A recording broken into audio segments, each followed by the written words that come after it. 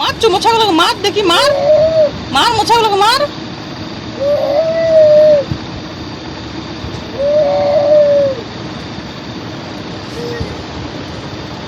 কিটা খাইলি?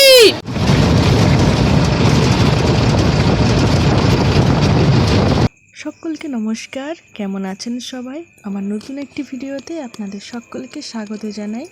আমি আশা করছি আপনারা সকলেই খুব ভালো আছেন, সুস্থ আছেন। আজ বুধবার, এখন বাজে সকাল 9:30। এখন আমি রয়েছি বাসে। আজকে আবারও যাচ্ছি ঝাড়গ্রাম।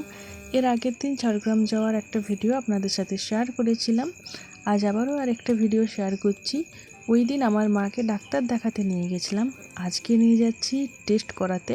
মানে ডাক্তার অনেকগুলো টেস্ট করতে রিপোর্ট করতে দিয়েছে, তো আজকে সেই টেস্ট আর রিপোর্টগুলো করতেই নিয়ে যাচ্ছি মাকে। ওই দিনও টেস্ট রিপোর্ট দুটোই হতো, কিন্তু ওই দিন মা খাবার খেয়ে নিয়েছিল, যে কারণে হয়নি। তাই আজকে খালি পেটে মাকে নিয়ে যেতে হচ্ছে বিভিন্ন রকম সব রিপোর্ট টেস্ট সব করানোর জন্য। আর এই যে বাসের প্রথমেই, মানে একদম প্রথমেই যে সিট থাকে ড্রাইভারের পাশে, ওইখানে বসেছি। আর এই জায়গাতে তো অনেক ঠাকুর দেবতার ছবি থাকে, আপনারা দেখতে পাচ্ছেন। ওপরে অনেকগুলো ঠাকুর দেবতার ছবি রয়েছে, আর সামনেই বাবা মহাদেব বসে রয়েছেন, সকলকে আশীর্বাদ দিচ্ছেন। সকল যাত্রীরা যারা বাসে উঠছে নামছে সকলকেই আশীর্বাদ দিয়ে চলেছেন। এই রাস্তাটা কিন্তু বেশ ভালো, বেশিরভাগটাই ওই জঙ্গল টাইপের। এর মধ্যে তো অনেক জমি জমাও রয়েছে। এর আগের দিন খুব ভালোভাবে আপনাদের সাথে ভিডিওটা শেয়ার করেছিলাম। আমার মনে হয় আপনারা খুবই ভালোভাবে সেই ভিডিওটা দেখেছেন এবং খুব ভালো লেগেছে আপনাদের। এই জায়গাটা বিশেষত্ব হচ্ছে, এই জায়গাটায় অনেকটা প্রায় 1 কিলোমিটার মতো জায়গা জুড়ে রাস্তার দু সাইডে ইউক্যালিপটাস গাছ রয়েছে। বর্তমানে শোনা যাচ্ছে ইউক্যালিপটাস গাছ আমাদের পরিবেশের জন্য একেবারেই উপযুক্ত নয়, খুবই খারাপ একটা গাছ। কিন্তু এই গাছের সৌন্দর্য অনেক বেশি, আর এই গাছের যে একটা গন্ধ থাকে, স্মেলটা আমার খুব ভালো লাগে। তবে ছোটোবেলায় না এই ইউক্যালিপটাস গাছের জঙ্গল দেখতাম, আমার বাপের বাড়ির ওই সাইডে প্রচুর আছে। তখন তো আর জানতাম না ইউক্যালিপটাস গাছ আমাদের পরিবেশের জন্য এতটা খারাপ। বর্তমানে জানতে পারছি, বর্তমানে বলতে এই বছরই বিভিন্ন জায়গা থেকে, ফেসবুক টেসবুক এই সমস্ত জায়গার থেকেই জানতে পারছি যে ইউক্যালিপটাস গাছটা নাকি পরিবেশের জন্য একেবারেই অনুপযুক্ত গাছ। যাই হোক, এই দিকে তো এসে দেখলাম বর্ষা বেশ ভালোই হয়েছে। বিভিন্ন জায়গায় দেখছি যে মাঠ চাষ হওয়ার উপযুক্ত হয়ে গেছে, বিভিন্ন জায়গার মাঠ রোয়া হয়েছে। তো আজকের ওয়েদারটা কেমন ছিল বলুন তো? মেঘলা মেঘলা, রোদ রোদ, মানে বিভিন্ন জায়গায় বিভিন্ন রকম ওয়েদার ছিল।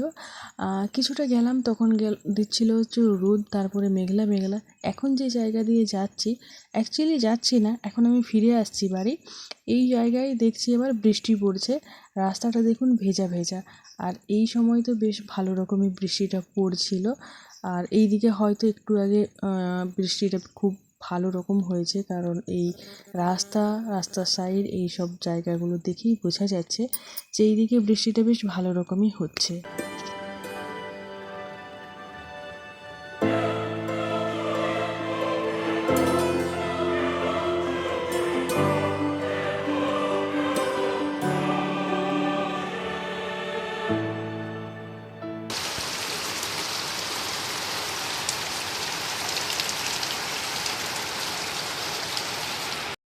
বাড়ি ফিরে এসেছি, বাড়িও ঢুকেছি, তারপরেই বৃষ্টিটা জোর কদমে শুরু হয়েছে।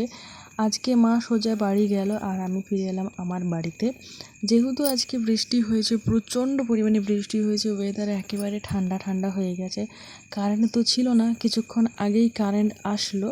তো আজকে আমি বানাবো ঘুগনি, ভাবলাম রেসিপিটা আপনাদের সাথে শেয়ার করি। আজকে একেবারে শর্টে খাটে ঘুগনি বানাচ্ছি।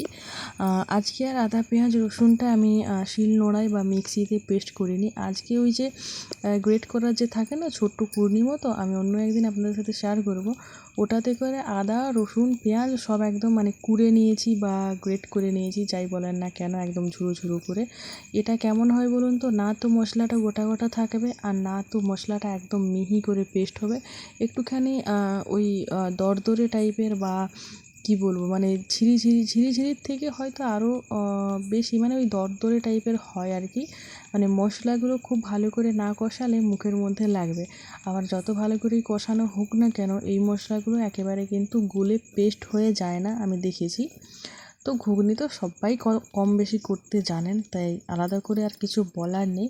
তবে হ্যাঁ, ঘুগনি করুন আর যাই রান্নাই করুন না কেন, মশলাটাকে যত ভালো করে কষানো হবে তত টেস্ট বাড়বে যে কোনো রান্নার ক্ষেত্রে। ওই তো আমি প্রথমে কড়াইতে তেল গরম করলাম, তারপর টমেটোটা দিয়ে নুন দিয়ে একটুখানি ভেজে আর ওই দরদরে করে বেটে রাখা আদা পেঁয়াজ রসুনটা দিয়ে কষালাম।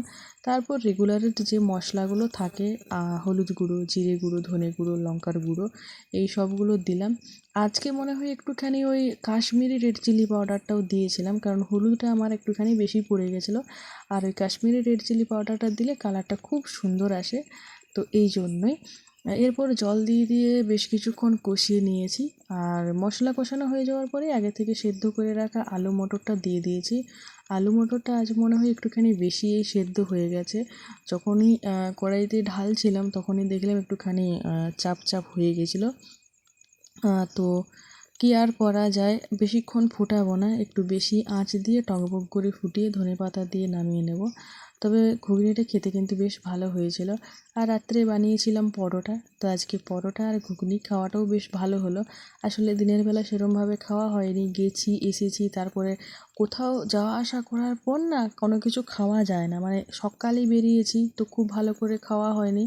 এসেছি আস্তে আস্তে তো 3:30 4টে বেজে গেছে, তখন ভাতও খুব ভালো রকমভাবে খাওয়া হয়নি। তাই রাত্রের খাবারটা একটু ভালোভাবে যেন হয়। তাই যে ঘুগনিটা হয়ে যাওয়ার পরে ধনেপাতা না দিয়ে কস্তুরি মেথি একটুখানি হাতের মধ্যে মস্কুটে বা কী বলবো, হাতের মধ্যে ঘষে দিয়ে নেড়ে চেড়ে ঢাকা দিয়ে রেখেছিলাম। এইটা দেওয়ার ফলে কিন্তু এর স্বাদ গন্ধ দুটোই কিন্তু দ্বিগুণ হয়ে যায়। যাই হোক, আজকের ভিডিও এই পর্যন্তই থাকলো। দেখা হচ্ছে খুব শিগগিরই